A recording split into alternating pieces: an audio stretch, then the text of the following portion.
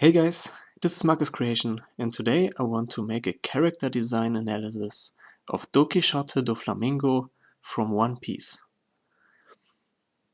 First, I will very quickly talk a bit about inspirations that went into this character. Then I will talk about his general design and shape language. I will also talk about the development of his design over time. I will tell you very quickly in the end why I found his boss battle, quote unquote, a bit disappointing, and in between, from time to time, I will draw him myself and show the artwork that I did. So, first of all, let's talk about inspirations that went into that character. First of all, very obviously, we have the name Donquixote Doflamingo. The original Donquixote was the main character of the book Don Quixote de la Mancha of Miguel de Cervantes, which was published in 1605. 1605. So the original Don Quixote was an old man who read too many books about knights and then wanted to be a knight himself. And since he had no real enemies, he, for example, looked at windmills and thought of them as giants, and he attacked the windmills and made a fool of himself by doing that. So Oda took the name of that main character, of that knight, and took him for his character. Also, the horse of Don Quixote was called Rocinante, which Oda took as inspiration for the brother Rocinante Doflamingo. So these were the most obvious inspirations from that old book. Another possible inspiration I found in the Super Nintendo game from 1990, Super Mario World, where you, as Super Mario, have to fight against Bowser, like always, but in this game also Bowser's kids. And one of them is called Roy and looks like this. Obviously, it is not certain that this was an inspiration, but it's pretty similar, I find. We have the same glasses, we have the color, and we have the big smiling, if you want. That pretty much could have been an inspiration. Maybe even unconscious. So let me very quickly go through the main characteristics of his appearance, Donquixote Doflamingo. His general design is, he is a kind of normal, good-looking human character. And by good-looking, I mean, obviously, good-looking for One Piece characters. Since he is a tall, lean, muscular character, that's very good-looking in comparison to other characters who have made-up races, who have blue skin and totally weird body proportions. So as a normal human character in the One Piece world, you are already good looking.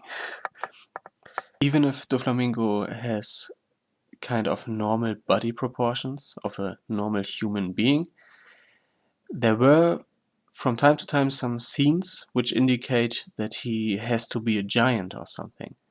He has normal body proportions, but in proportion to another human, he seems to have as double the height. Like you see on these pictures, other characters look like they are only half as big as him. And in the lower left, you see here some artwork made by some other artist. I don't know who did it. It seems to be a Japanese artist who made it. He made the scale where you see that Doflamingo has to nearly have the height of an elephant and be way bigger than most other characters. But since this was never mentioned or stated in any way in the series by anyone, I decided to look over this because there is no explanation yet. So I would assume that how big he is just indicates how big of an enemy he can be. For the discussion of his design, we will look at a picture of his initial design, which is pretty old now. Several years old, since One Piece is very old, I would say.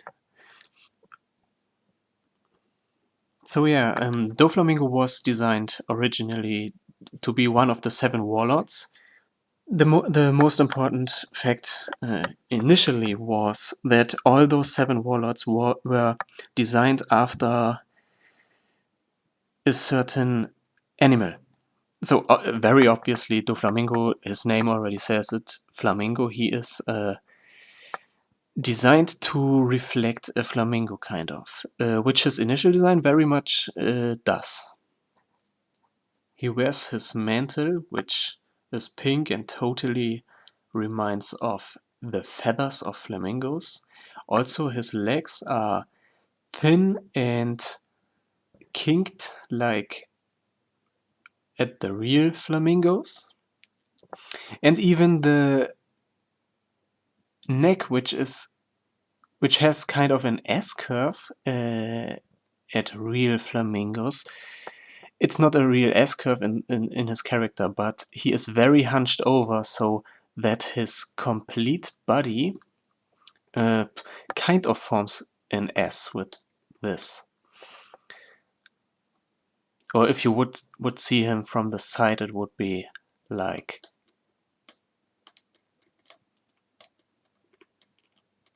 that, and then you have an S.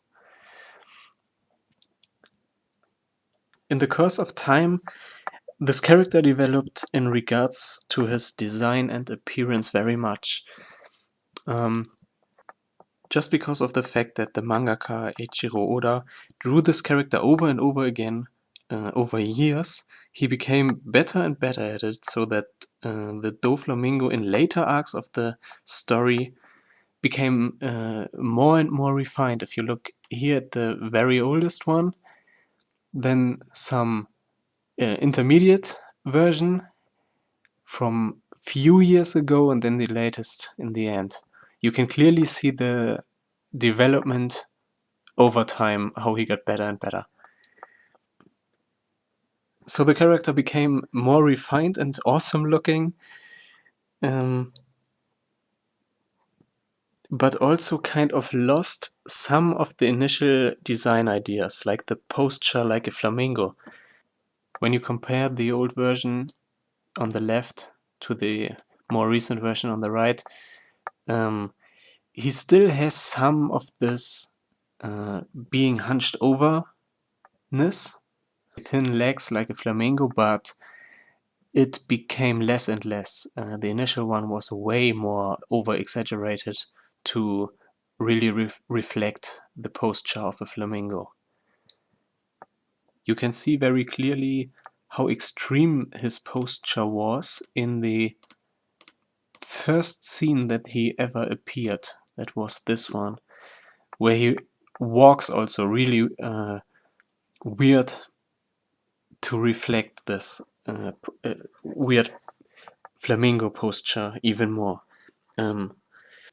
Like I said, a little bit he still has this, but it was reduced and Oda made him more handsome than silly looking. So let's look at the shape language now. The old version on the left mostly is designed to reflect the shape of a flamingo through the hunched overness and the weird leg posture. It reflects mostly the curves and this feather ball of a flamingo. The newer design can be interpreted in a way deeper way. Of course, you never know with interpretations if they really were the initial intent of the mangaka. But here we can see shape language which very accurately reflects his role in the story. I would say this is no coincidence. To show what I mean, I have to explain really quickly a part of the story and what Doflamingo's role is. Doflamingo has the ability to make invisible strings with which he has the ability to control the movements of other people. Like a puppeteer with a marionette, like a puppet. There was a kingdom called Dressrosa, obviously created to give Doflamingo a setting, because he dresses Rosa. So in short, Doflamingo took control of the king and made him attack the city, then he defeated the king, and then he was a hero to the people and he became the new king.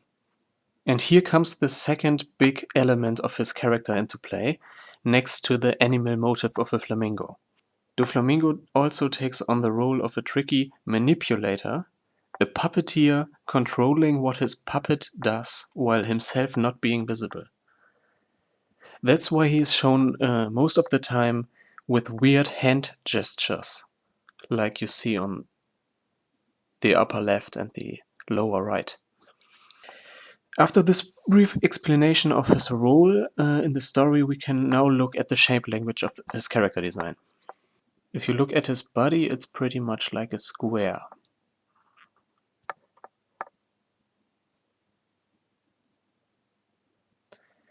When he became more refined and muscular over time, his neck even became like a triangle.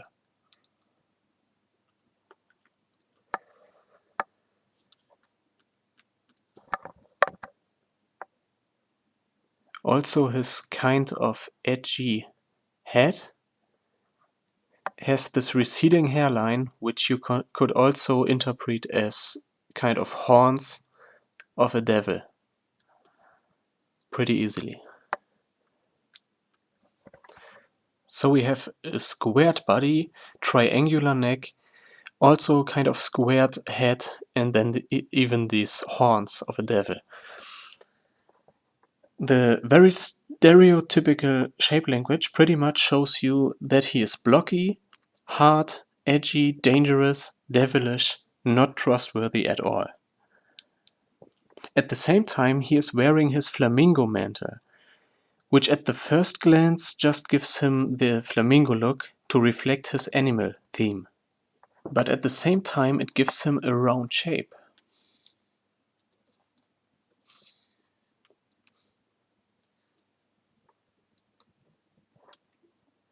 Stereotypically, round shapes are said to be soft, harmless, sometimes even cute.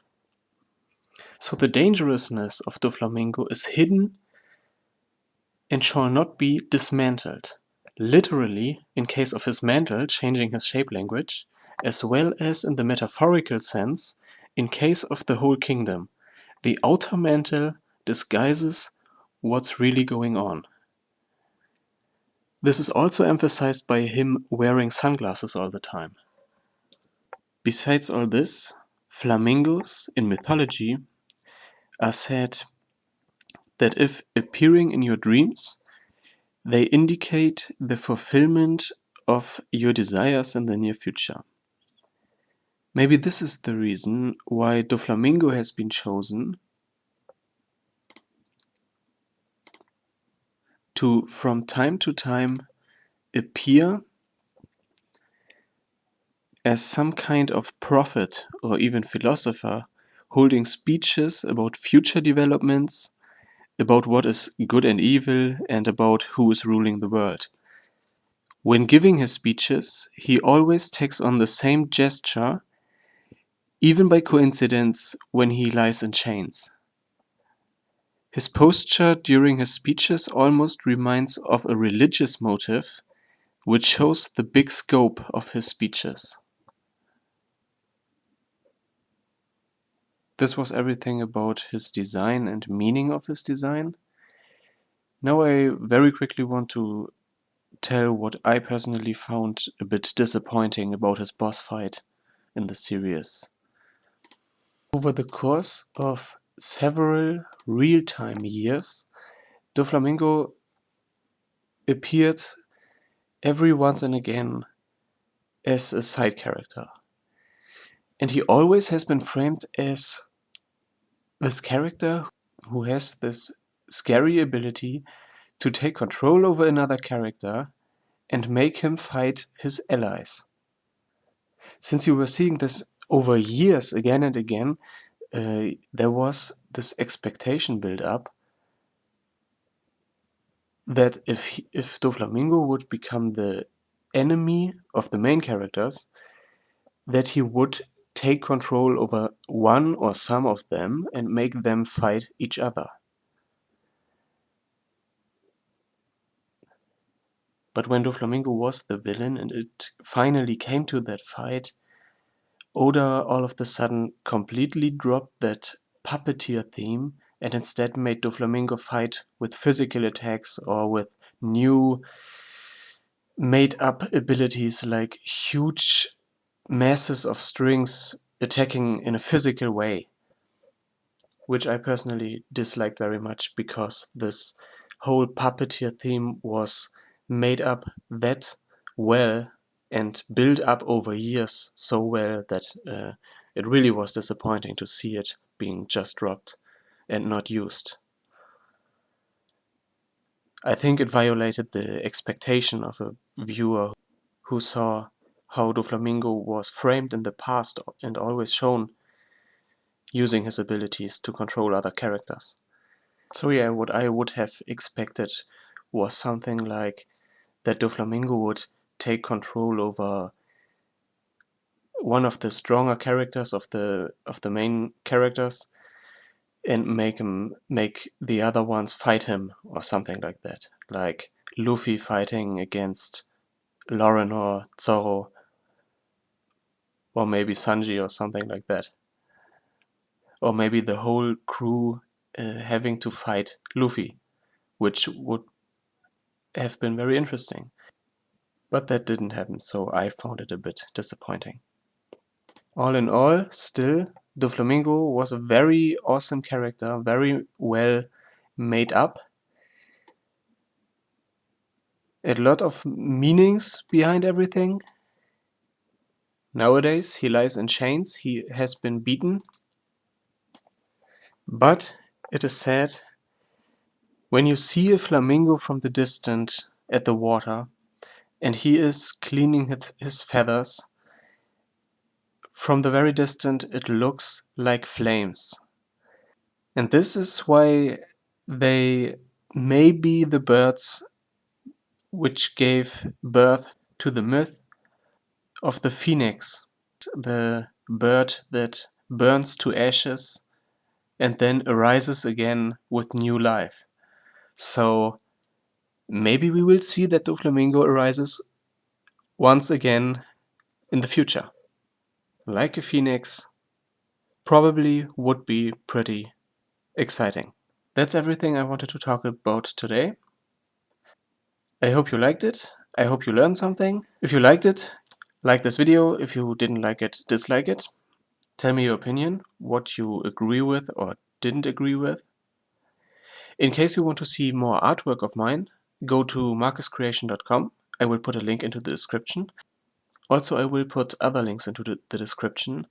For example, I found a song made by the whole One Piece franchise where they made the original voice actor sing songs, and there was a song of Doflamingo where the original voice actor, who has a pretty awesome voice, um, is singing something. Was pretty well made, so I wanted to show you that too. So I will put a link into the description where you can find that. Also, I will put a link to his soundtrack, the soundtrack from the series, because I find this pretty awesome too, and I think I will link the speeches that Doflamingo gave, because they are pretty awesome too. So, that's everything for today. I hope you liked it. Till next time. See ya!